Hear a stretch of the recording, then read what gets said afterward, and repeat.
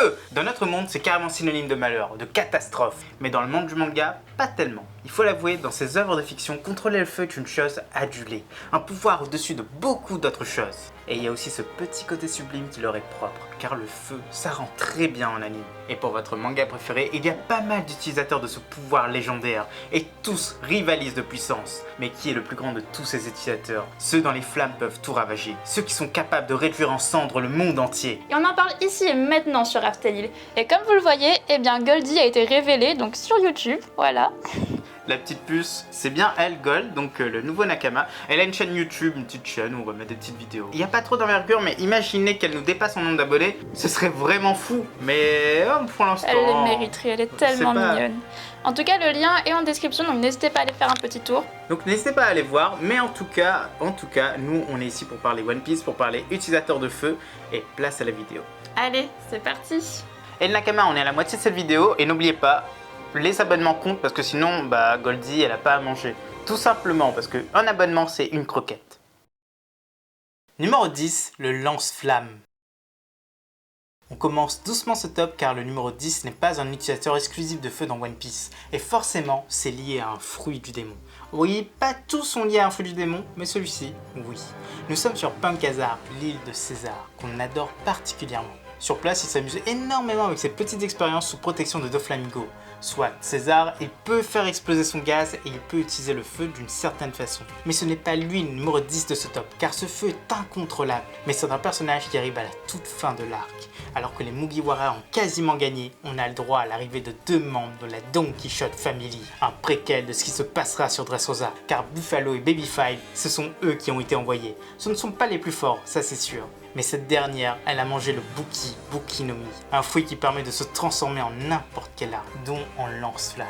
Et elle le fait. Elle essaie de griller Franky, mais n'y arrive absolument pas. Mais face à n'importe qui d'autre, ça aurait clairement fait mal. D'ailleurs, c'était pas vraiment Franky, mais c'était le Franky Shogun. D'ailleurs, son fruit est très puissant et il y a un mystère derrière tout ça. Car si elle se fait détruire, elle se reconstitue exactement comme un Logia. Est-ce que c'est un paramètre spécial? Ça, ce n'est pas précisé. Numéro 9, le héros.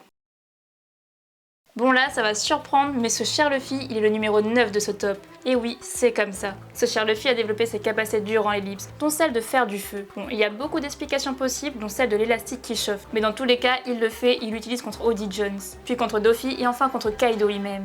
Mais par contre, ce ne sont absolument pas ses plus puissantes attaques, et en plus il ne semble ni le maîtriser totalement ni en faire un grand usage. Son feu est sans doute inférieur de nombreuses personnes qui seront plus haut dans ce top. Bon, en tout cas pour le moment.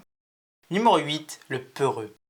Momo est un enfant sans aucune importance. Voilà le grand mensonge de cette vidéo, car ce n'est absolument pas le cas. Il a une histoire qui est richissime. C'est le fils d'Oden, il est né sur le bateau de Barbe Blanche. Il était sur le navire de Roger et enfin sur celui de Luffy. À Punk Hazard, il a mangé un fruit du démon, le clone de celui de Kaido. Et depuis, c'est un dragon miniature. Une puissance en devenir en fait. Et là, c'est un spoil, donc passez à la section suivante si vous n'êtes pas à jour sur le chapitre. Tout est indiqué dans la timeline. Momo a tellement fait lors de la Grande Guerre qu'il est même devenu adulte. Mais le mieux, c'est l'après. Quand il lâche son Boro-Bref sur Aramaki, il manque de dégommer un amiral de la marine et il défonce sa forme d'arbre. Encore une fois, on le répète, c'est un amiral quand même, c'est pas rien. Ok, il le bat pas, mais là, il se hisse à son niveau. C'est une forêt soi-disant waterproof, mais il part quand même en fumée. Numéro 7, les deux.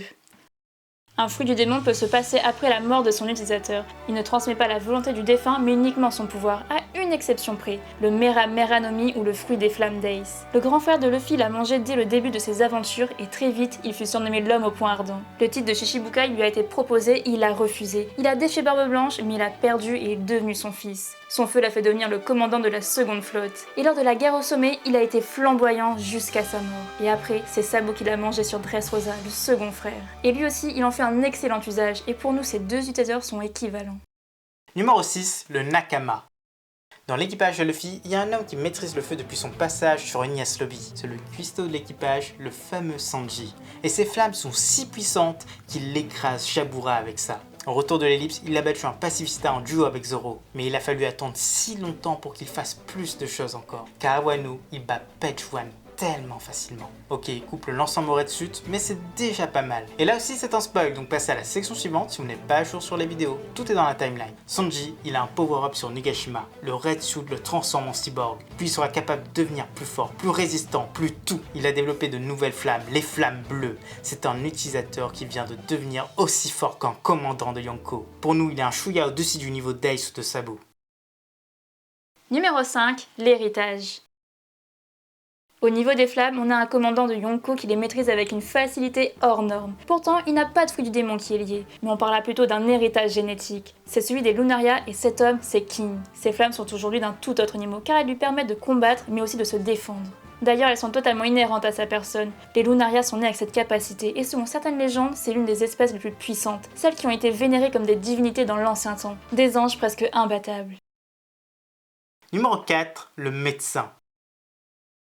Marco mérite clairement sa place ici. Non, vous ne trouvez pas? Car oui, nous on pense forcément, car c'est aussi un utilisateur de feu. Et un très bon, car à Marineford, ses flammes bleues rivalisent avec Kizaru, puis avec Aokiji, et enfin avec Akainu. Quand même, c'est pas rien, mais le phénix ne fait pas que se défendre, il peut aussi soigner grâce à ses flammes. Ce fruit mythologique qui est au-dessus de tout, car il arrive à dominer Queen et King dans un combat. Ces flammes pour nous sont dans tout autre niveau, et quand tu vois ça, tu peux qu'être d'accord avec nous.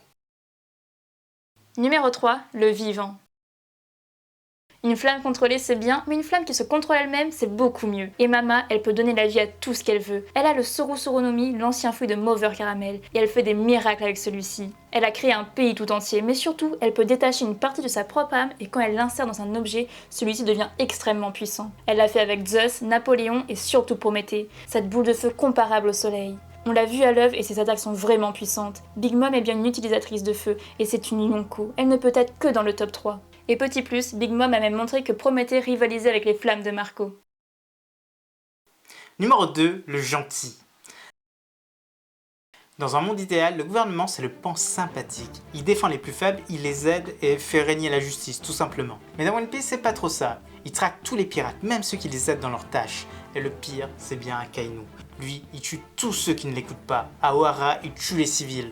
Lors de la guerre au sommet, eh bien, il tue les marines qui ne l'écoutent pas. Il n'hésite pas à user de cruauté. Tout ça grâce à son Logia, le fruit du magma. C'est bien le plus offensif d'entre tous. Le feu qui brûle tout, même le feu lui-même. Car oui, c'est lui qui brûle Ace. C'est lui qui va le tuer. Il va même se confronter à Barbe Blanche et il le met à genoux.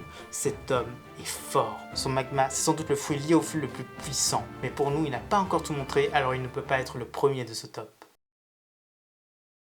Numéro 1, le démon.